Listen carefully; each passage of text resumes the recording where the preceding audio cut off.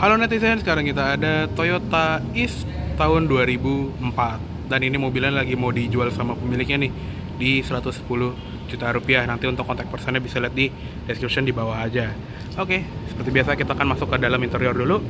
Kunci seperti ini, jadi kuncinya polos ya, nggak ada apa-apa, cuma ada emblem Toyota dan tombolnya cuma satu di samping. Bisa buat lock dan unlock juga. Nah, untuk di bagian dalam, interiornya ini joknya fabric. Dia warna hitam dengan efek polkadot warna orange atau merah gitu ya. Dan ini juga masih kinyis banget dalamnya.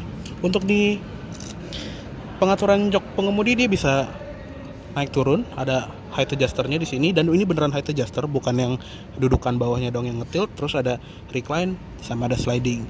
Di sini juga ada tuas pembuka tangki bensin ya. Oke. Sekarang kita sudah berada di dalam Toyota Is dan langsung aja kita starter ya. Kunci di sini tinggal kita putar aja dan kita nyalakan mesinnya. Oke, masih mulus banget. Oke, seperti biasa kita akan mulai dari setirnya ya. Kita tutup dulu pintunya. Nah, untuk setir dia modelnya kulit ya, dan ada motif perforatednya. Di sebelah sini tuh dia ada klakson dan airbag. Ada bunyi ininya juga nih. Ada motif warna silvernya gini. Dan dia bisa tilt tapi belum bisa teleskopik. Nah, terus di belakang setir ini ada tuas untuk lampu senja dan lampu utama. Ada fog light switch-nya juga. Di sebelah kiri ini untuk wiper depan, wiper belakang. Dan untuk speedometernya dia juga kayak Yaris ya. Dia tuh di tengah dan ada potnya gitu kayak di Yaris atau Vios seeranya. Di sini ada tachometer, ada speedometer, dan lucunya latarnya beda ya. Dan ada logo IS-nya juga tuh di tengah.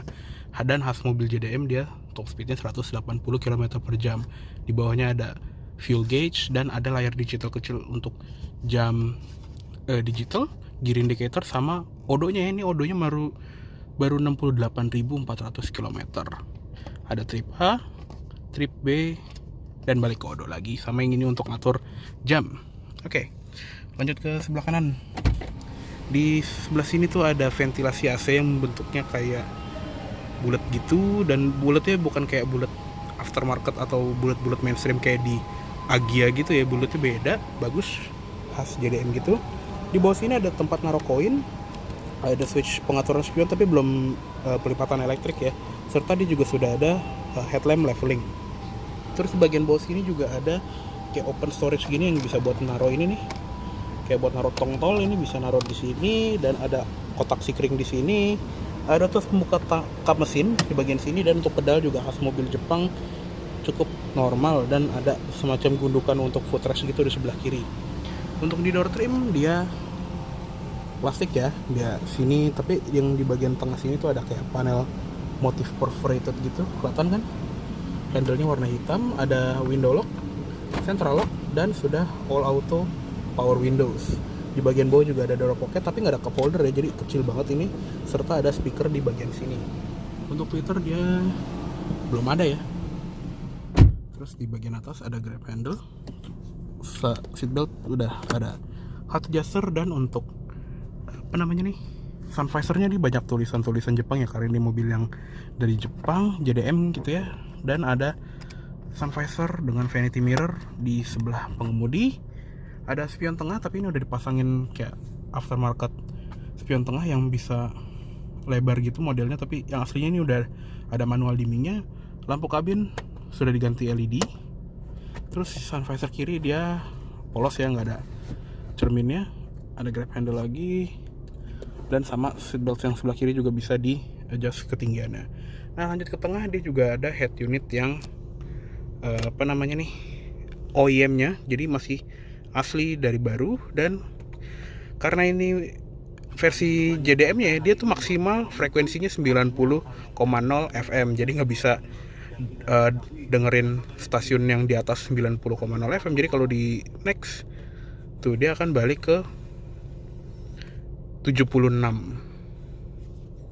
Jadi ya gitu, kita nggak bisa ngedengerin radio-radio yang di sini kebanyakan. Dia ada 6 preset radio, ada input CD, terus ada untuk tuning knob-nya di sini, sama ada input ini ya untuk mini disc khas Jepang banget.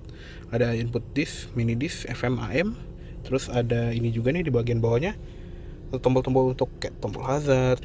Terus ada defogger belakang, mode AC, sirkulasi udaranya di sini juga.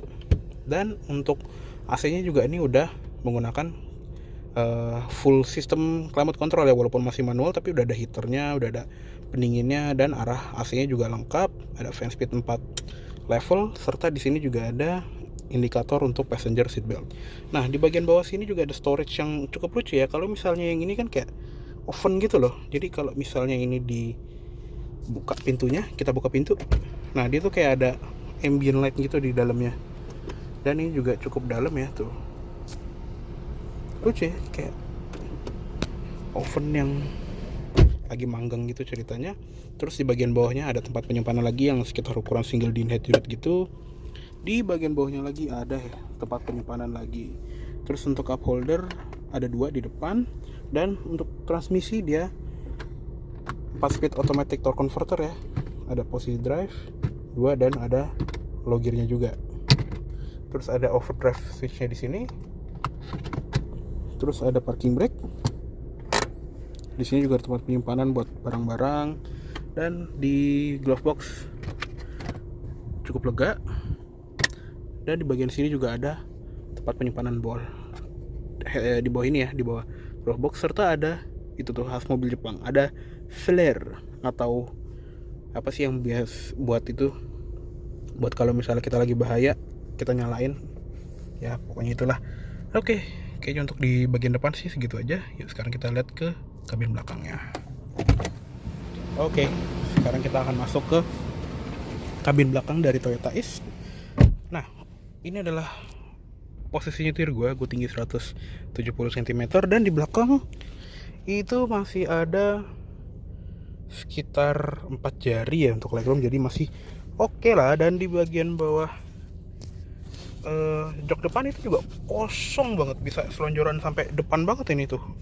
Jadi walaupun mobilnya kecil tapi masih bisa selonjoran ya. Serta di belakang jok pengemudi ini ada gantungan belanjaan maksimal 4 kilo ya, dan dia nggak ada seat back pocket sih tapi ya.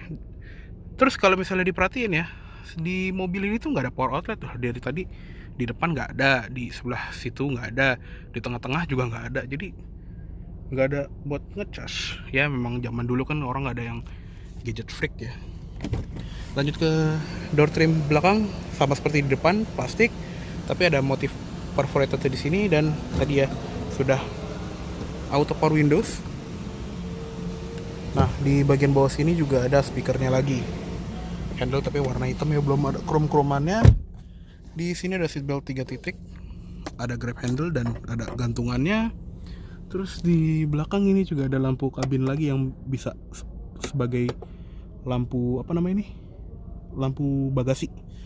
Dan untuk di jok belakang ini juga bisa dilipat 60-40 ya. Serta untuk seat belt tengah ini masih 2 titik modelnya, jadi bukan 3 titik seperti yang jok kiri sama jok kanan ya. Oke, untuk di bagian belakang sih segitu aja. Yuk sekarang kita lihat ke eksteriornya aja.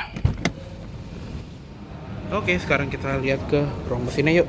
Nah, untuk yang ini dia menggunakan mesin 1500 cc 4 silinder dengan kode 1NZ FE. Jadi mesin yang sama seperti di Yaris atau Vios yang tahun-tahun segini, atau Vios dari generasi pertama sampai generasi ke 3 yang pre-facelift. Begitu juga dengan Yarisnya. Tenaganya juga sama, sekitar 107 PS dan torsi sekitar 141 Nm. Dan transmisinya 4 speed automatic torque converter ke roda depan ya. Ya, untuk mesin gitu aja sih. Mesin yang cukup reliable. Nah, oke, untuk di fascia depannya dia juga cukup unik ya. Jadi nggak kayak mobil-mobil JDM yang biasanya. Dan dia juga lampunya juga sudah HID ya. Dan nih kalau misalnya kita lihat ini tuh kayak ada tinted lensnya gitu ya. Dan dia juga atasnya itu HID, tapi di bawahnya itu high beamnya itu dia halogen. Dan di bagian bawah juga ada fog lamp, tapi ini udah diganti sama pemiliknya jadi agak kuning-kuning gini.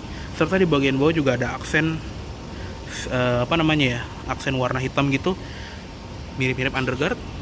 Nah untuk velg ini juga masih velg kaleng ya, tapi bannya ini baru sama pemiliknya baru diganti.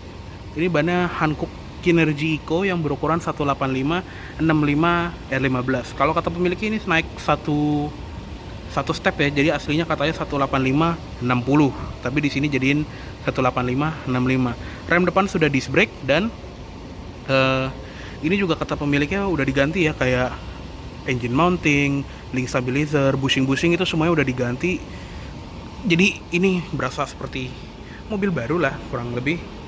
Di fender ini ada lampu sen yang bukan di cover spion ya, khas mobil 2000-an awal.